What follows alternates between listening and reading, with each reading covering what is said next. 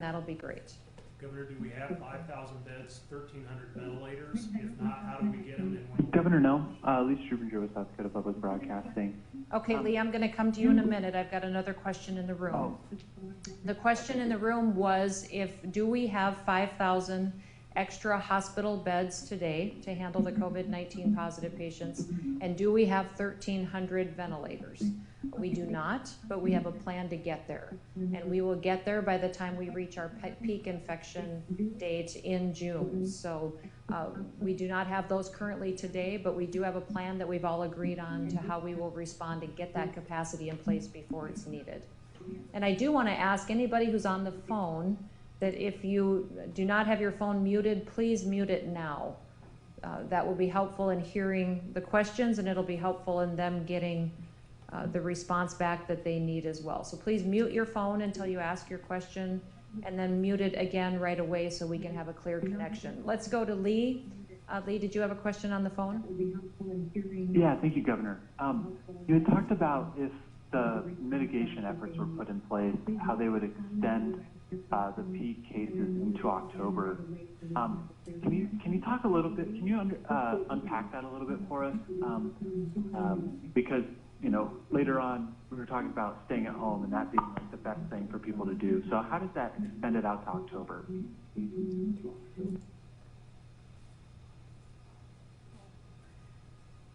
So Lee, I believe your question was, sorry, we had somebody talking on top of you the whole time as well. So again, I want to just remind everybody to please mute your phones and mute whatever's in the background so we can hear the questions and answer them properly.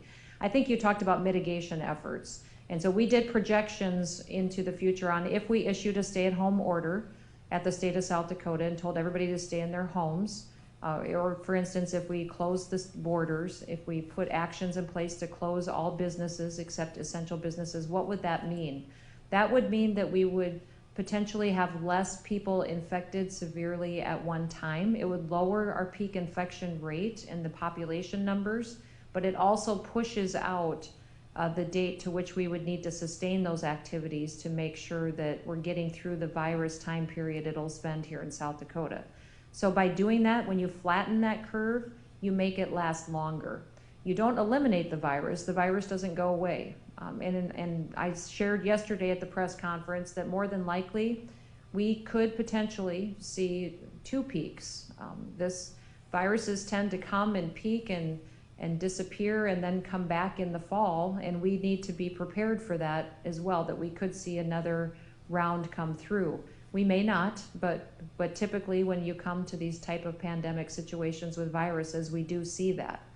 But if we do put in severe mitigation actions such as shelter at home, that will slow down the spread of the virus, but that also means that we need to continue to sustain those activities for longer periods of time, which means by our projections today, it would be through October. Do you have a follow-up, Lee? That will slow down the spread of the virus. Not at this time. Well, what's your message to municipalities, like neighboring municipalities that have shut things down, but say something like, in the case of Rapid City, they've kind of shut businesses and restaurants or bars and restaurants, but maybe a neighboring community hasn't. I guess what's your message maybe to some of those neighboring communities or communities that are kind of dealing with that? Well, I have always said that every community has the opportunity to make decisions that they think is best for their people.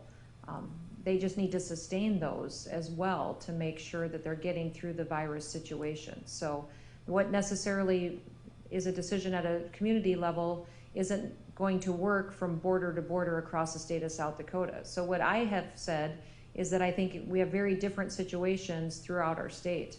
The best decision for Sioux Falls, South Dakota isn't going to be the best decision for Webster, South Dakota, or for Midland, South Dakota. And so that's why I've given guidelines, followed CDC guidance, given an executive order to put direction and guidance out there, but also told local leaders that if they feel as though they need to go above and beyond that, they certainly have the prerogative and the desire to do that. They can take that type of action. Governor, can you tell us how many ventilators and hospital beds you do have at this point? I can have Kim speak to that. Thank you for that question. We have the surge capacity identified right now with our hospitals, doing that planning at about 4,400 beds. That will require additional staff and equipment, and so we're working on those details and working to be able to help address those needs. We are also in the process of identifying additional alternative care sites that could be used to help once we get to that peak need. The number of ventilators in our state is currently at about 525. That includes both ventilators and related equipment that is currently available in hospital settings, as well as what we have available in our state cache. We have requests into FEMA as well as private suppliers to help bridge the gap of ventilator needs. And I think that's one of the reasons why it's so important that we've come up with this plan and projected out what our needs will be long before we get to our peak infection date. So we have some time, but we are aggressively going after and securing those resources that we will need. I think that's one of the reasons why it's so important. Present that states aren't going to get them if they don't really need them. Is there any further questions? Governor, Yes, this is Jackie Stephen from the Public Broadcast. Stephen, go ahead. With your projection, and like as you said, the number of infections would be higher if you had not issued a stay-at-home order. Does that also mean the death toll from this will be higher? And what's your calculation as far as the trade-off for that?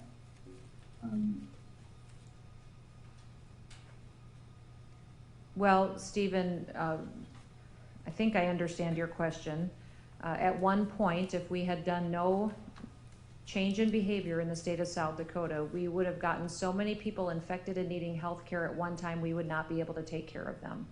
So the goal was to look at different projections of what was happening around the world, what was happening in different parts of the country, and then apply South Dakota's demographics, our age ranges, take into consideration people that had pre-existing healthcare conditions, which made them more vulnerable to catching this virus, and then looking at our healthcare capacity in the state, seeing what we could achieve, what would give us a plan that we could sustain, that the people of South Dakota would wrap their arms around and help us get through this situation the best we can. So by changing some of our behaviors and by the people of South Dakota taking it so seriously, that original peak has been cut in half.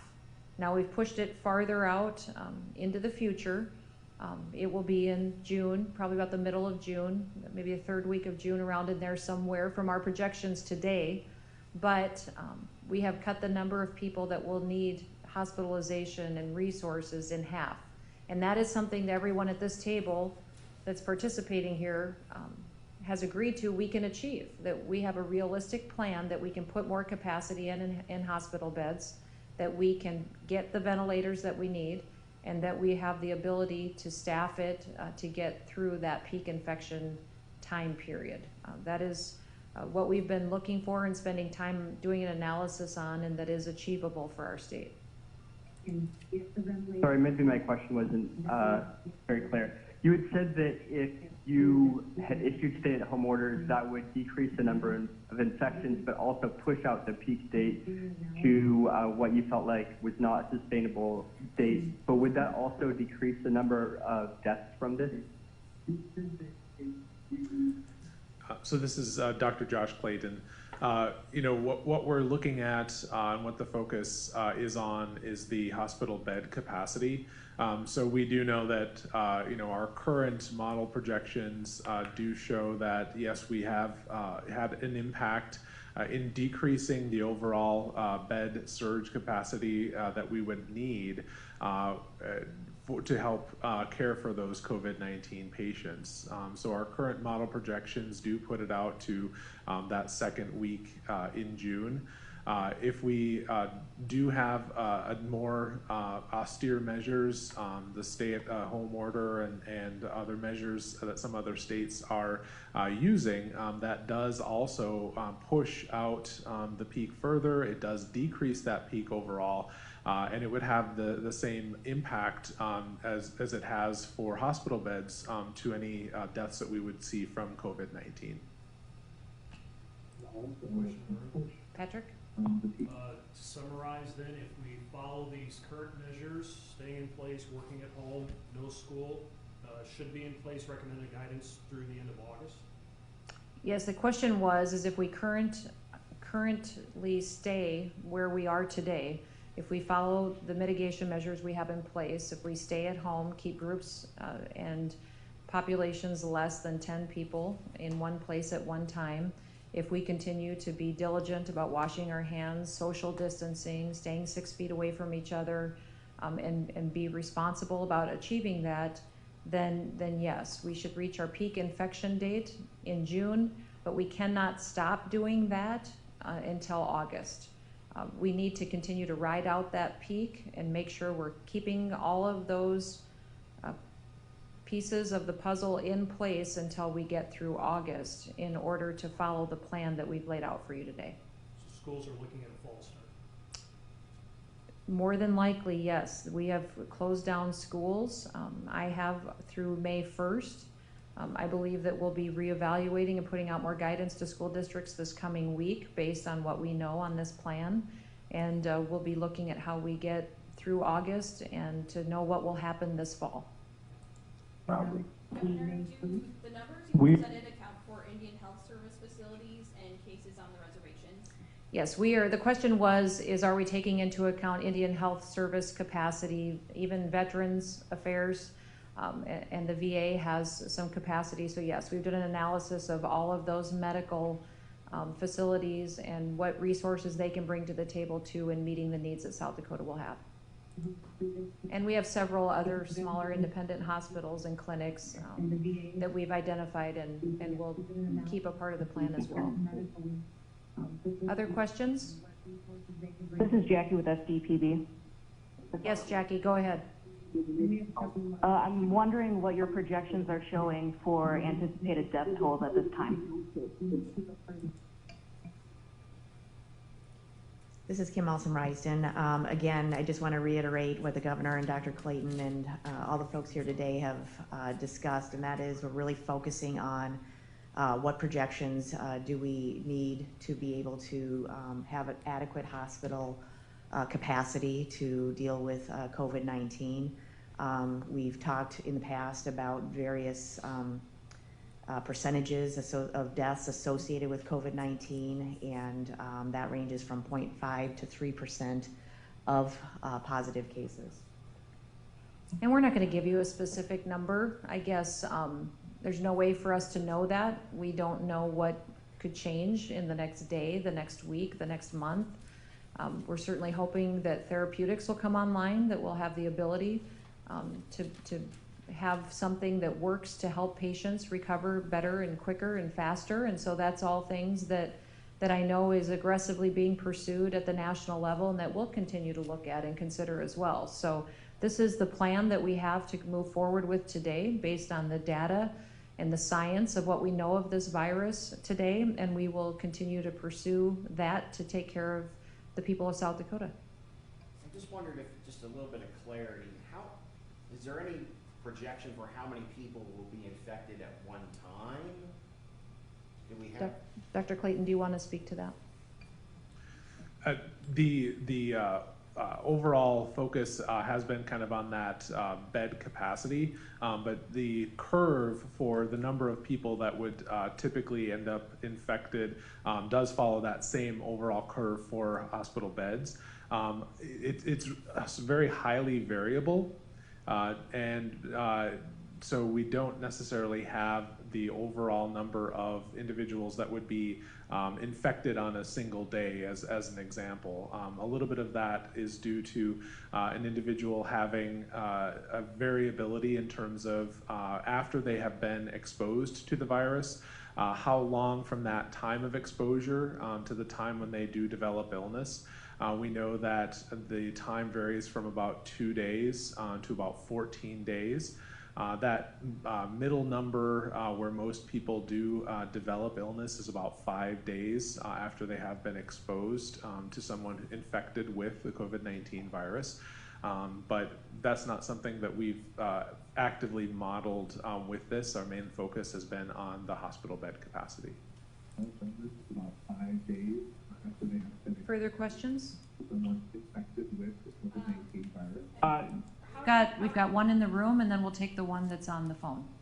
How do your projections take into account dense areas like Sioux Falls compared to rural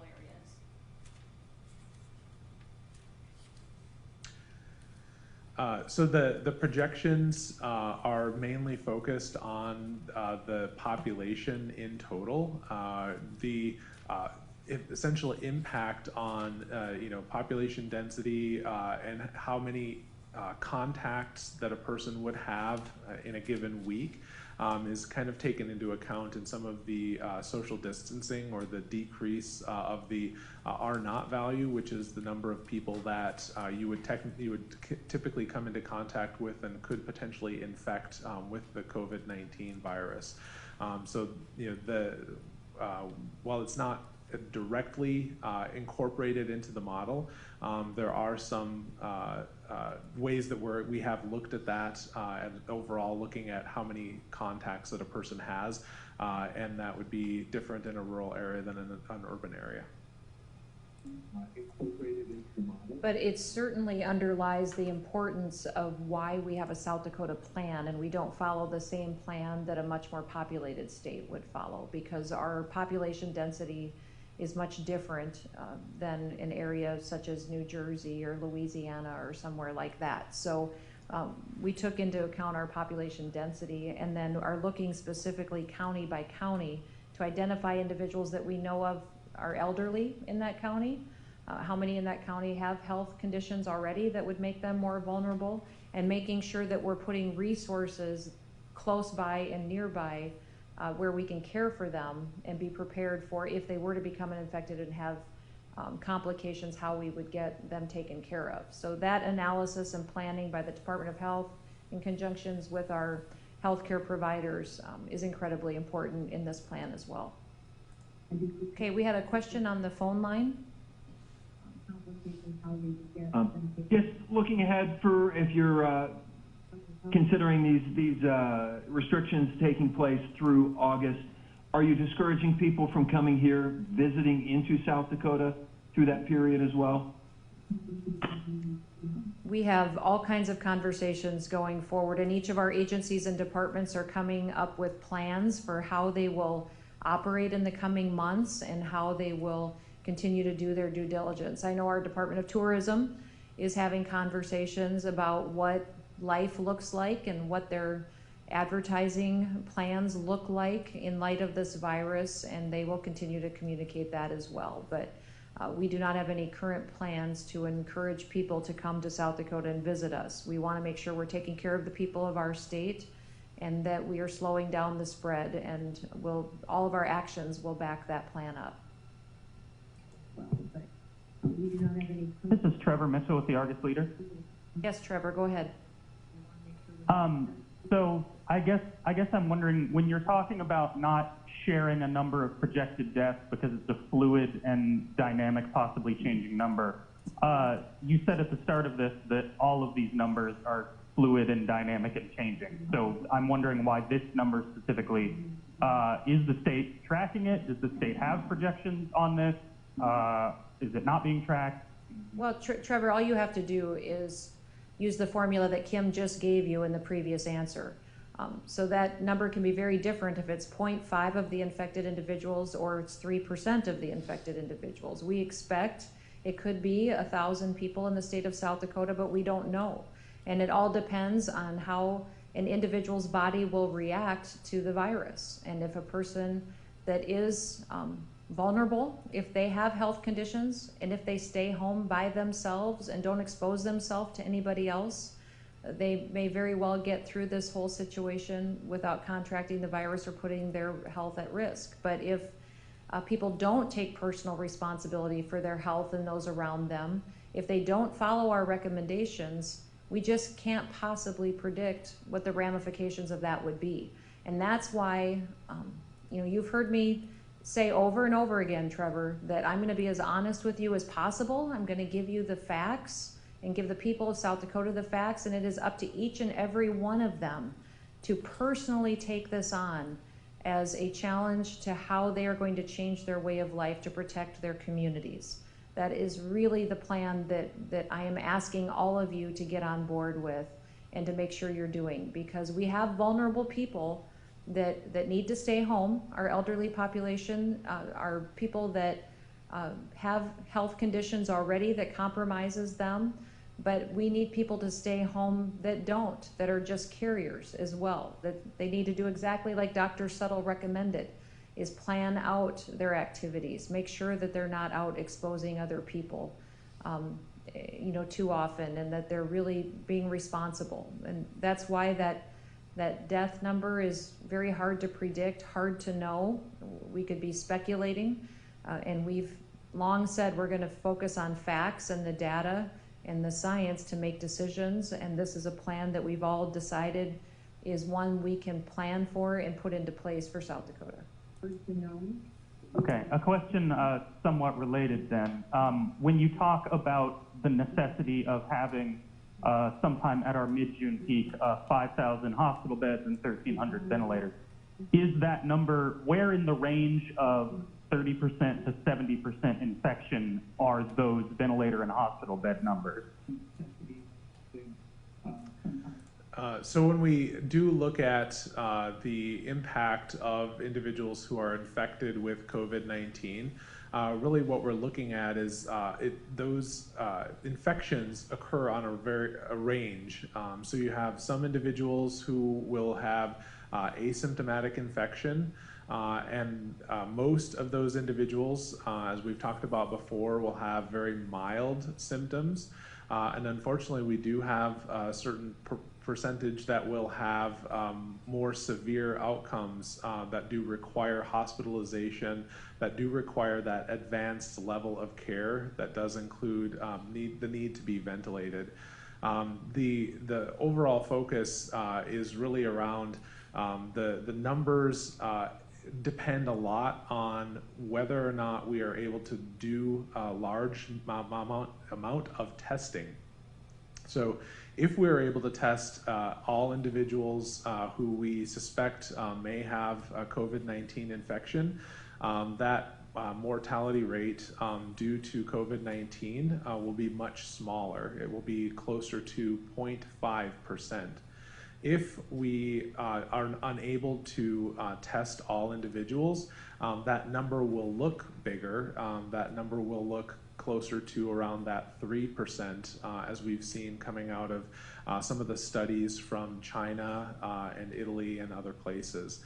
And it is important to keep in mind that the major impactors on what does lead to somebody experiencing the worst, most severe outcomes and potentially dying from COVID-19, first and foremost is age. If you look at some of the information out there, it is a very linear association with the older age a person is, the greater the likelihood of them dying once they become infected with COVID-19. So those are important factors to keep in mind, and why it is very difficult to just give you a one particular number on this, because it does involve many factors. And I think it's one of the reasons why we've been so focused on making sure that we're building on our testing capabilities. We are excited to hear that we'll be getting the Abbott ID tests coming, that they will be delivered to us, but also we need the supplies to go with it so that we can test more individuals and build up that capacity so we can identify folks who are positive quicker and isolate them and make sure we're protecting that vulnerable population. Further questions? Question for Dr. King. Dr. King, what, and I understand it's early and maybe it's not known yet as research on the virus is done, but what's the likelihood that this could become as common as something that you would see in the summertime like a West Nile virus? Or am I going to be reading a story in the fall sometime 5 years down the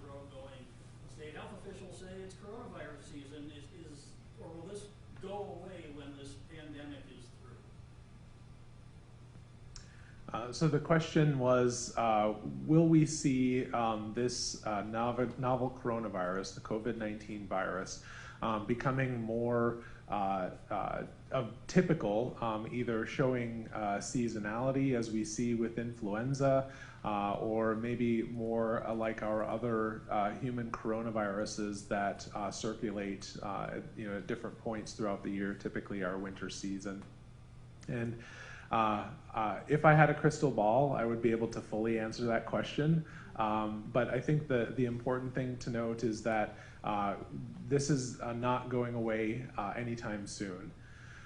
Some of the differences that we have seen between some of the other novel coronaviruses that have emerged, and that would be in 2003 with the SARS coronavirus and 2012 with the MERS coronavirus.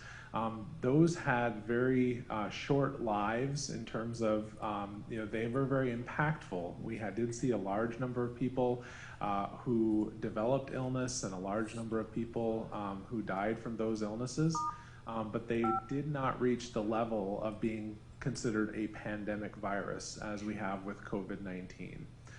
So the idea of whether this will be more common and whether it will circulate kind of more routinely, more seasonally, as we see with other viruses, is a very good question, and one that we hope to know as we go through time, but is not one that we can really estimate at this point. I was wondering if Dr. Archer would speak a little bit to what you're telling your patients today when they call in for questions on how they're feeling. And maybe all of you could speak to this a little bit about what is your message to individuals in your communities? Thank you. So we have a number of options for patients, starting with online and also a call-in nurse triage line. From there, we have one of our urgent care centers actually in Rapid City dedicated as a COVID assessment center. All of our Hills locations also have the capability of seeing patients and testing as well. The primary message to patients is that we will treat you based on your symptoms, and that the test itself is relevant to us in terms of tracking the disease and the spread, but is not immediately relevant to your treatment. There is, again, as Dr. Basil pointed out, we have no specific treatment. There is no specific vaccination at this time. Our treatment is specific to the individual, and really irregardless of whether the test is done or not, or irregardless of whether the test is positive or not. Yeah, Dr. Basil with Avera.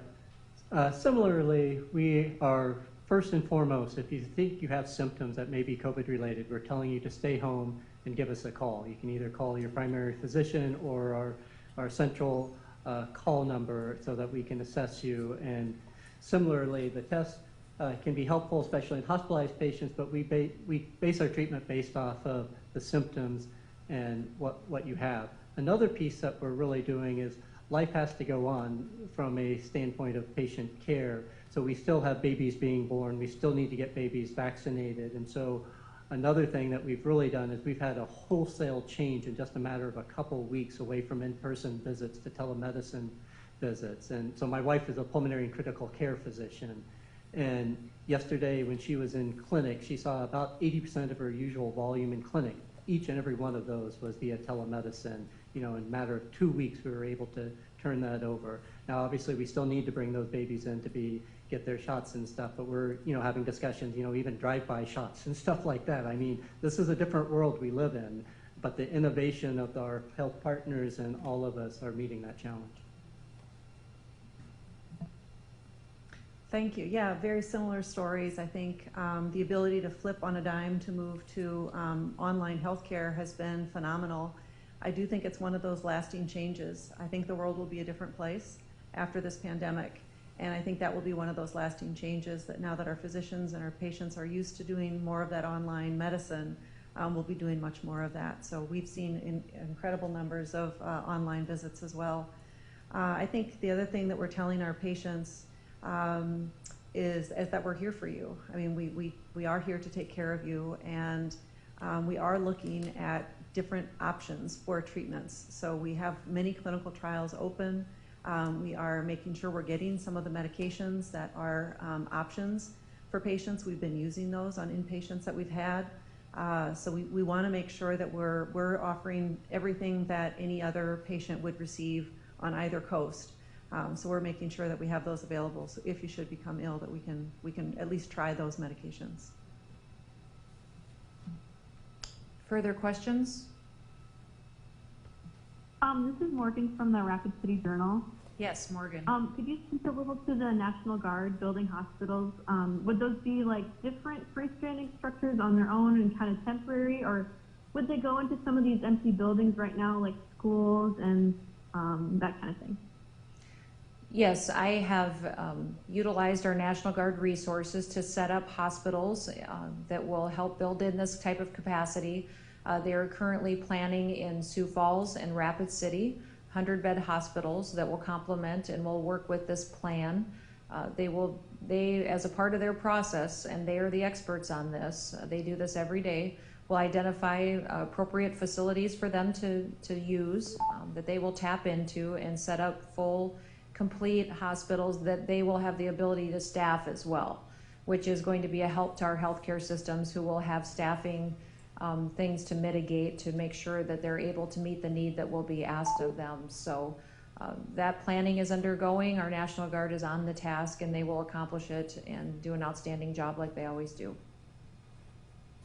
Are you able to like describe kind of what these structures are expected to be? Like, would people be housed in empty schools and empty civic centers? That kind of thing. Do we know that at this point? They will find facilities that are appropriate for a hospital type setting. They will not be MASH hospitals. I can ask Kim to give a few more details as she knows, but again, the National Guard does this. This is part of their normal operations that they have the skills and the talent to do, and they will be identifying the facilities and structure and completely setting up the kind of healthcare facility that we will need. Thanks, Governor. The only thing I guess I would add is that we're partnering with the National Guard and our state supply cache. We have what we refer to as hospital in a box. It's the equipment needed to set up an off-site hospital, but the National Guard will actually be doing the site assessment, as the governor indicated, in those two communities, and knowing what kind of equipment they will have available to them for this, they'll make the best decision about how to set that up, both in Rapid City and Sioux Falls. And it'll be in cooperation of looking at what resources we have at the other healthcare systems there, because we will need a certain number of ICU beds. We may need to convert at some of our healthcare facilities other beds to ICU beds, utilize and keep separate COVID positive 19 patients from other traditional patients and have separate facilities for them. And that's all the analysis that our systems are participating in with our Department of Health and with the National Guard. Can I offer one more final word? Yes. We're going to quit with questions. If you have further questions, you can follow up with Maggie in my office, but let's go back and give each of our physicians and healthcare systems an opportunity to have a final word for the public. Let's start with Dr. Archer. Yeah, again, I'd like to thank our community for stepping up, both in terms of volunteerism. We have donations coming in. We have folks volunteering to help us manufacture and recycle equipment. The outpouring of support has been heartwarming, actually, and I think our plea also, in keeping, with what the governor said earlier, is to maintain that social distancing. Stay home, limit your time out, limit your time exposed in groups, and practice hand washing. Know that we are in contact with on a daily basis with our elected officials and with this group here as well to get the best information that we can to keep you informed and make decisions that's useful in order to prevent the spread of the virus.